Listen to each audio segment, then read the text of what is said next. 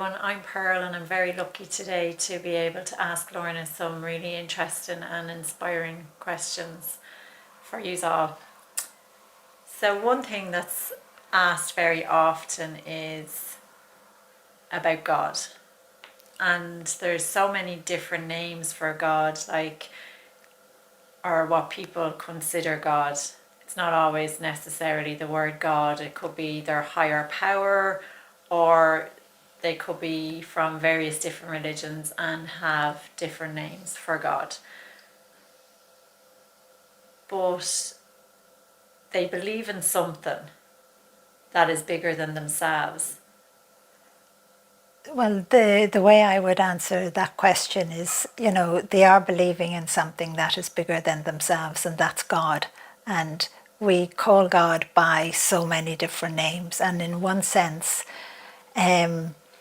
lots of us, were grasping onto that part of us, the spiritual part. And religion has played a huge part in that, but yet has damaged us all spiritually as well. That we are saying, well, I don't belong to any religion, or I don't believe in God, but I believe in something else that is bigger than myself or bigger than the universe. But yet we're all referring to God. We call God by so many different names. As you said, Pearl, there, sometimes people will say, the higher power, or they will say, I'm calling on the universe, but you're calling on God spiritually, because it is the spiritual part of you that you want to let free. You want that soul, that spark of light that God has given you. You want it to step forward. You're clinging, in a sense, to finding out who you are. So are you saying that, or do you feel that it's our human self that creates these divisions by even putting a name on things? Yes, I think so, because there is so many divisions there between religion and those that would say they're only spiritual. And it's the human part that has put that there. But we've put it there because, in a sense, we're lost. And in a sense, we don't want to be ruled in that way. We want to believe freely in God. We want to believe that we do have a soul, and that there are angels there, and that our loved ones, when they die, they go to heaven, or to that special place in that way. So we're clinging on in a sense of, well, if I say, and I don't use the word God, or I don't use the word Lord, or I don't use the word Jesus, or I don't use the word Allah. There's so many names for God. Sometimes we just call on God and say, please help me.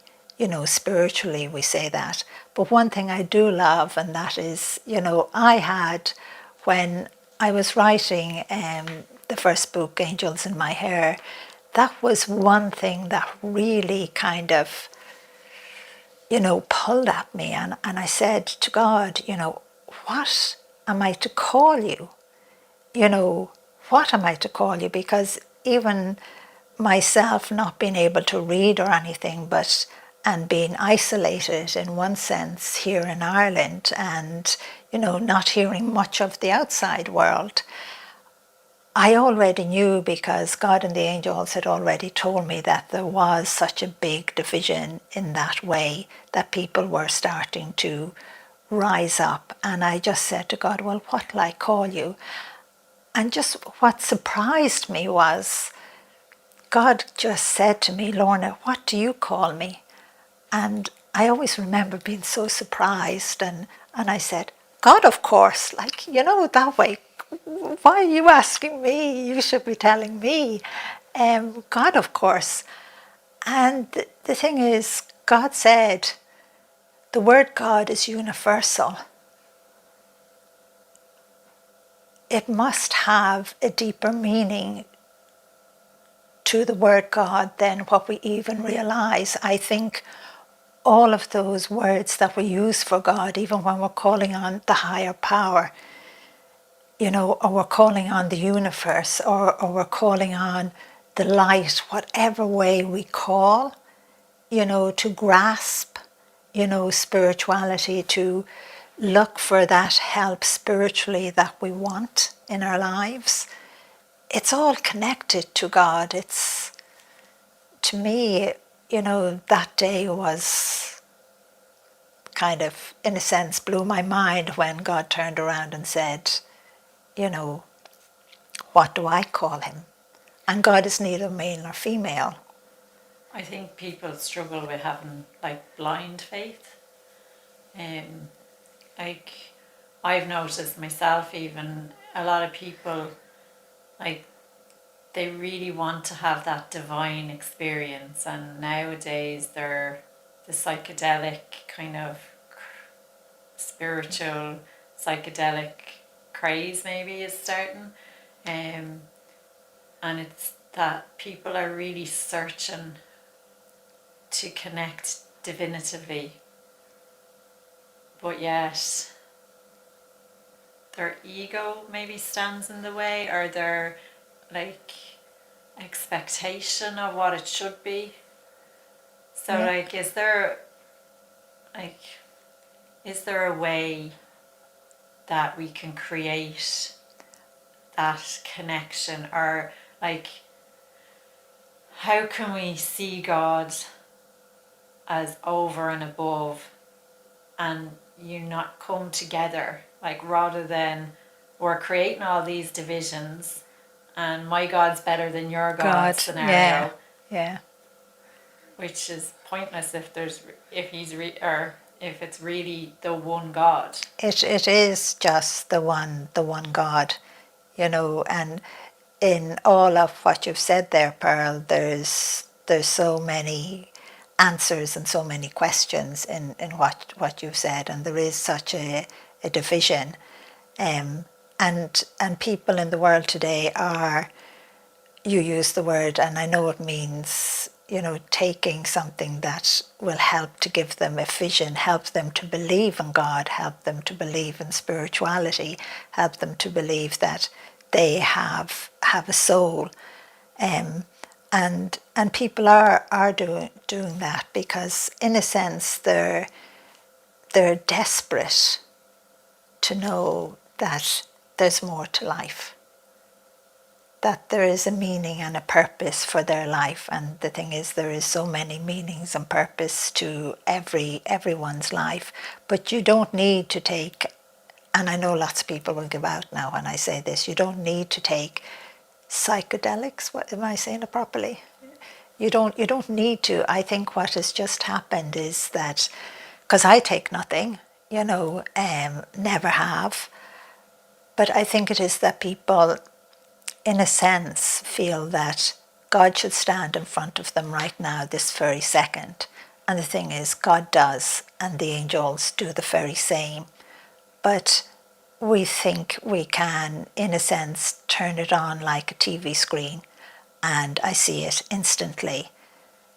But we don't give ourselves time. Even when people meditate, they don't allow their spiritual side, their soul, that spark of light of God, to come forward. We're, in a sense, putting our human self forward. We're not allowing the spiritual side, and yet we're desperate to allow it. So we're looking for evidence and we're looking for proof. So we're taking those psychedelics, and to me, you don't need. It's like long ago people had so many spiritual experiences all the time. A man or a woman could be crossing the mountain, could be going somewhere, but again, they were in nature. Again, they were one with everything around them. and they experience so much. And in a sense, we've lost that because we're rushing, and even taking psychedelics, we're rushing. We want it to happen right now. But if that helps people in any way, I can't say no, because that's their free will and their free choice, whether they want to or not. But I would say you don't need to whatsoever. Like, I think there's a place for it in some ways, but I don't personally think it's for an everyday person to be doing.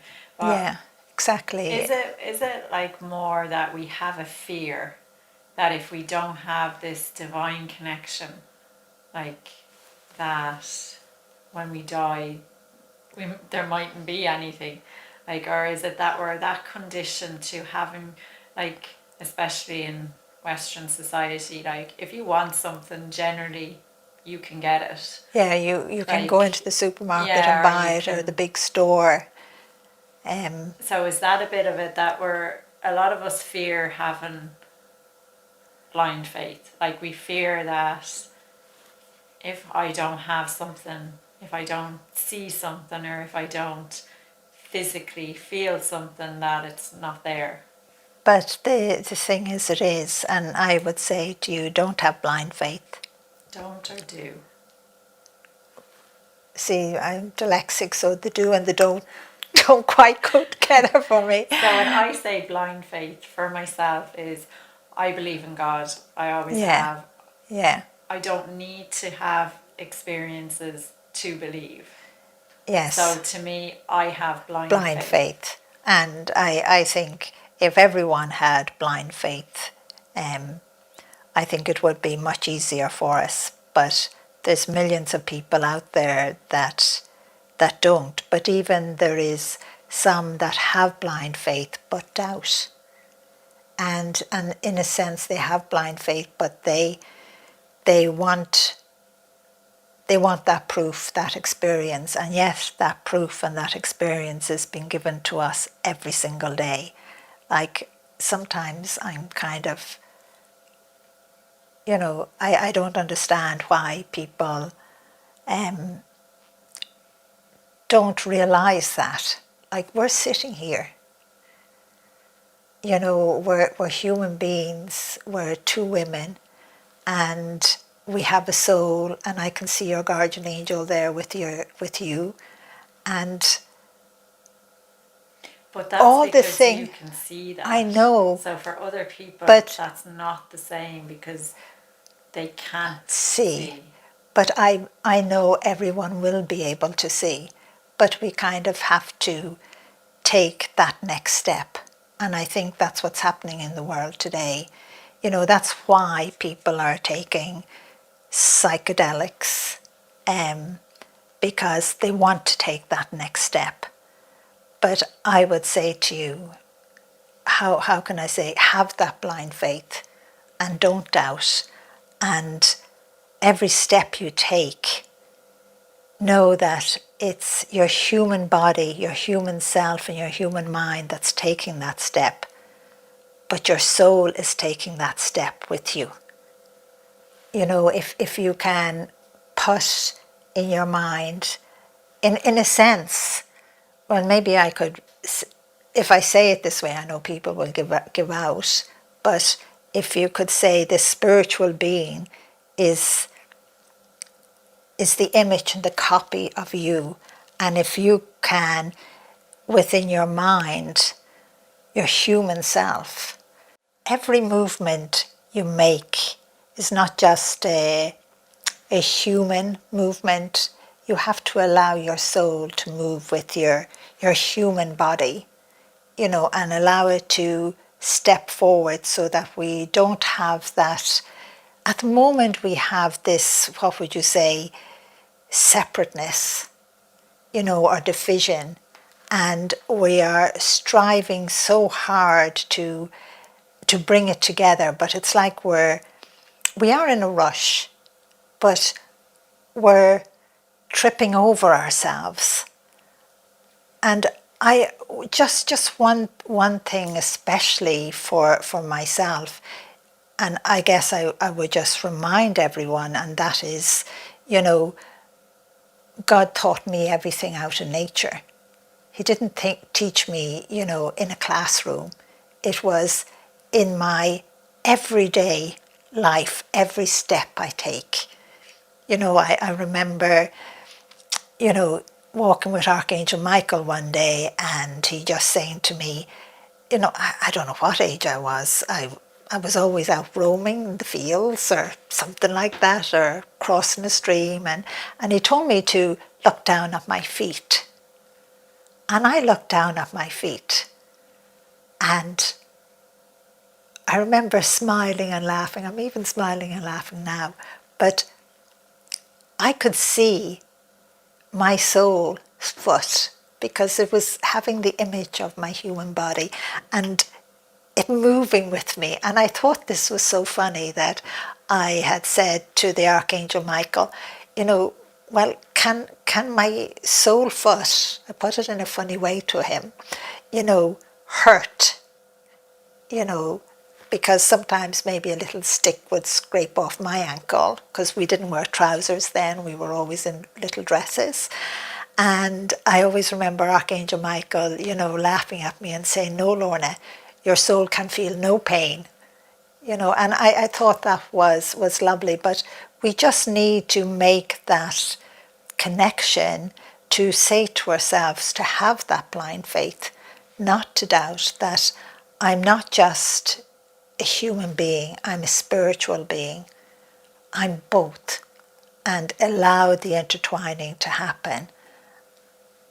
And keep on going in search, but I think, in your everyday life, if you could be conscious of it, say to yourself or remind yourself every day as often as you can, I'm not just a human being drinking this cup of tea. My soul has lifted up this cup of tea with me, even though the liquid is going into my human body. But my soul is helping me doing this. It's doing everything I do as well.